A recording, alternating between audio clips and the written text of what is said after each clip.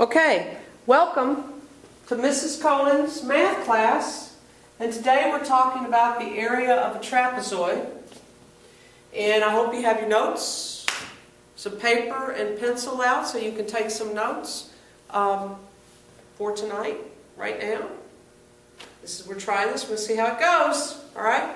Okay, first thing we're going to do is we'll review about quadrilaterals. Remember what a quadrilateral is? Right. Four-sided figure, a closed four-sided figure. There's nothing opening. Okay, what we've talked about is we've talked about a rectangle, which has two sets of parallel sides. We've talked about a square, which has two sets of parallel sides. And a square has all the sides of the same length. And we've talked about a parallelogram, which has two sets of parallel sides, but doesn't have any right angles necessarily. It can, but it doesn't necessarily have some. And here you've noticed that I've put notches. These two are parallel and these two are parallel. There's two notches and two notches. And that takes us to the new one today, which is a trapezoid. Trapezoid is also a quadrilateral. It's a four-sided figure with one major difference between it and a parallelogram. A parallelogram, remember, has two sets of parallel sides. A trapezoid has one set of parallel sides. If you look at this figure here, we have these two are parallel, these two sides, and these two sides are parallel. And what does that mean? Do you remember what it means? Do you remember what it means to have parallel lines? That's right. They never touch because they're always the same distance apart. Well, if you look at the trapezoid and we look at the set of lines that are parallel that they've indicated, these are going to remain the same distance apart. So if I extended these sides into dotted lines, then these would never touch because they're always going to remain the same distance apart. However, if I extended these slanted lines that are caving in, eventually, if you look at it, they would do what? Intersect. So they're not parallel.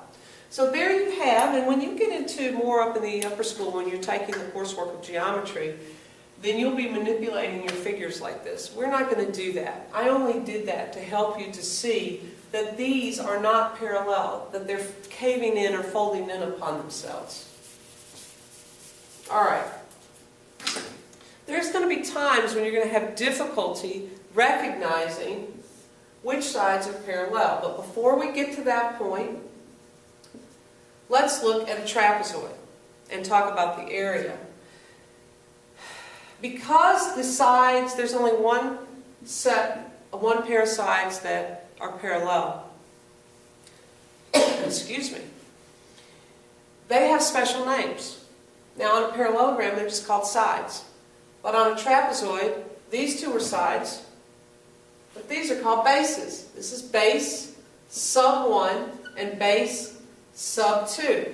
Notice I said sub because it's a way to organize my data. These two are bases. So we call this B sub 1 and B sub 2. Notice how I wrote it.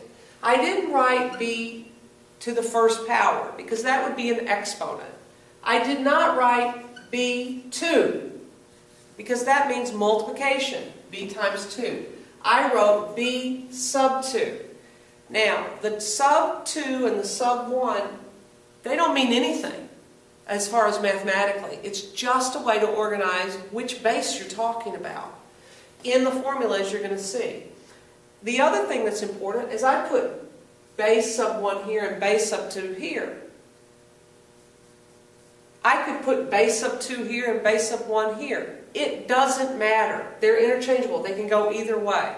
But that takes us to the formula. Remember, how do you show formula? For the formula of an area, capital A for area.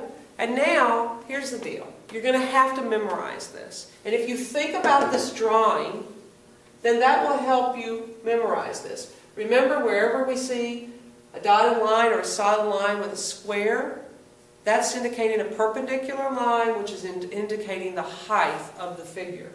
So we have 1/2 times, you just got to memorize that, 1/2 times the quantity of b sub 1 plus b sub 2 times the height.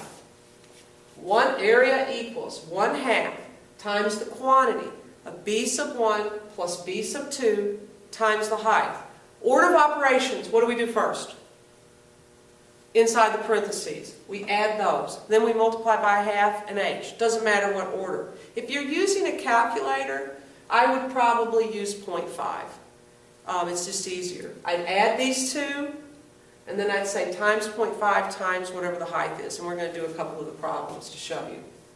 So there's the formula. Now we're going to talk about how we're going to use it. Now I've got to go back to my cheat sheet. And we're going to talk about how do you know. Sometimes it's going to be very clear where the height is and which sides are the bases in the trapezoid. This one you should be able to see that these are slanting, and it's pretty, oh, I got that, I know which ones that are. But there's going to be times when it's going to look a little different. So you're going to have a trapezoid that looks like this. 8, 5, 6, and 7. I just numbered these sides. So which ones do you think, which two do you think are the bases? This is a trapezoid. It's a 4-sided figure. It's not a parallelogram because there's only one set of parallel sides. Have you figured out which sides are parallel? The 8 and the 6. A little different way of looking at it. There's no interior height. The height is here. Actually, that's not the height, is it? That's the base. So where's the height? It's laying on its height. This is the height.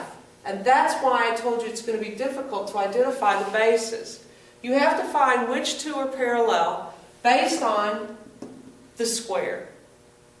So the first thing you want to do is identify the base. I would label them. Now look, see, I'm going to go B1, B sub 1, B sub 2. I could go B sub 1, B sub 2. It doesn't matter. I could mix it up. But we have a situation here. These aren't measurements, the 5, 6, 7, and 8. There's just identifying which sides we're talking about. So the two bases are here, and this one is the height. You have to get used to looking at the height not always being perpendicular up and down, like on the previous drawing, like this. This trapezoid, I think it's very clear that you can see where the bases are. Okay, so if we have 1, 2, 3, 4, this is a more traditional look because we have the height vertical as opposed to laying down. And I know that seems odd, but that's what happens. And you have to be able to look at the figure based on the way it's sitting and determine where's the height and where's the bases. So I hope you see that the B sub 1 and the B sub 2 is 1 and 3. And sometimes to help yourself, add those notches to get that.